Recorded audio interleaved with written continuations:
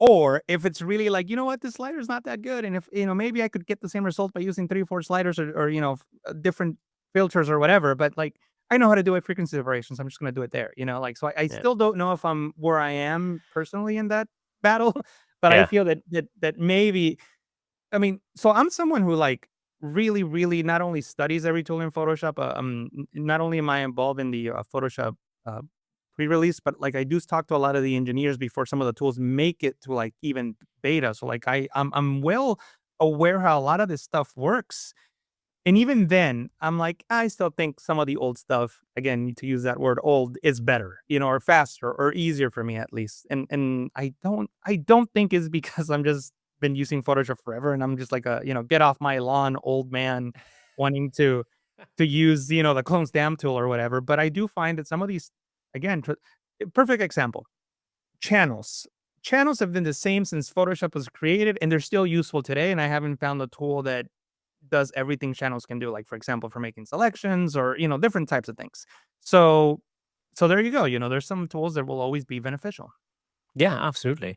I mean, the thing for me is, there's certain elements, like when I think of a tool like Aperty, for example, Mhm. or or Voto, there's certain elements where I'm sold. Eyes, Yeah. sold, Mhm. completely Yes. sold. Mhm. Um, hair, not really, not sold at Mhm. all. Mhm. Skin, I'm battling with that. It for certain things is great, and see, this is the thing, like, when people tell me, "Oh, well, I found this tool," we'll say Avoto, "It's better at Photoshop than X, Y, and Z." I'm like, "Yeah, it is, 100%. There's no argument there, but Photoshop is better at everything. Meaning, if you know how to use Photoshop, nothing is as good as Photoshop. Now, if the argument is this particular tool is better than Photoshop at this particular task and you can do it 2 times faster, I will agree all day long.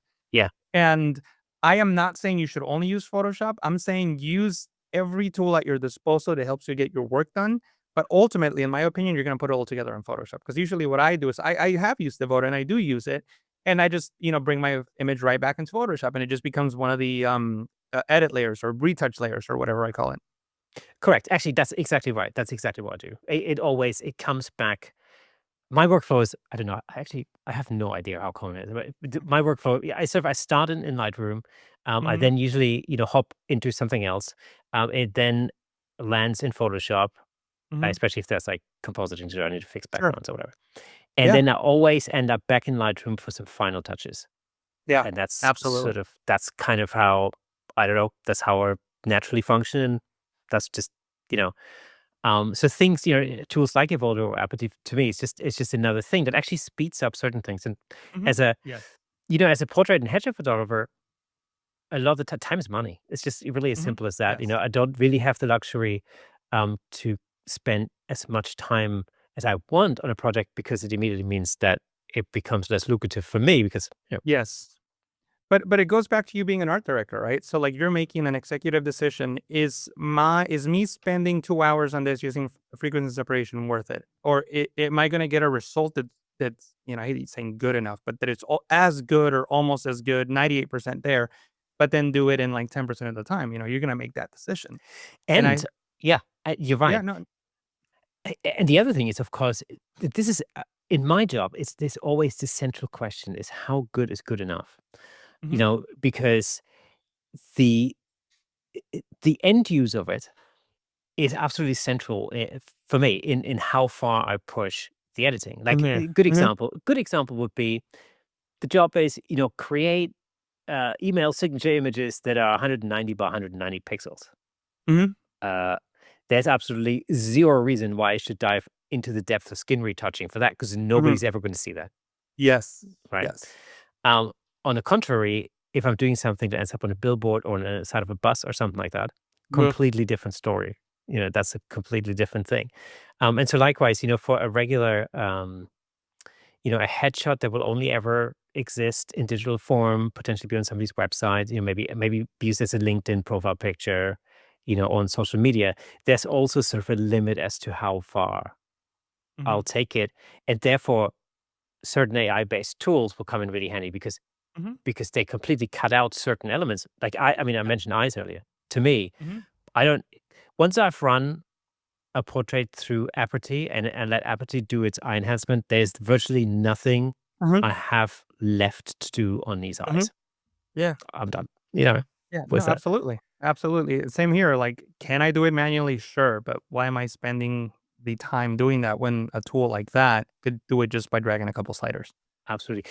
Do you how do you draw the like, where do you draw the line when you say, like, "Okay, enough is enough"? Because this is one problem that I have sometimes, is, like, when do you know you're done? You're finished it, you're Mhm. done with that image. Well, luckily for me in my commercial work, there's an art director that says you're done. And a lot of the times I disagree, but hey, if he wants me to work more on it, I get paid more. So, I shouldn't complain if he tells me to do more, but or she. But personally, it's very difficult for me because there's always more you can do. There's always more you could do. But at some point, you're just wasting time because yes, well, you can make it more perfect, more better for, by doing whatever enhancement. Is it really gonna be noticeable for most people? And the answer is no, very rarely. But a lot of the times I do it for if it's just my work just for me and nobody else is, hiring me to do, it's whenever a lot of the times I know this is too much. Nobody's gonna care. But then in my mind is, but I care. So then I spend another 2 hours. So I don't have a good answer for you because I'm really bad because I care a lot and I push things a lot further than I probably need to. Um, and also, since it's just for me, a lot of the times I'll get a crazy idea and then I think, oh, well, what if I try this crazy things? And sometimes it works, sometimes it doesn't. And, like I teach myself new things. So I don't know. It's hard for me to say. Like, one of the blessings of doing what I do is that there is a person, whether I agree with them or not, they'll tell me you're done. But it's a great thing about personal projects, when you do stuff just for yourself, because Hmm. that's the sort of fertile ground where you push yourself further and Yeah. actually you learn, Yes. you know, a new tool or a new technique, especially in Photoshop. I mean, it's endless. You can Yes. spend the rest of your life. Yes.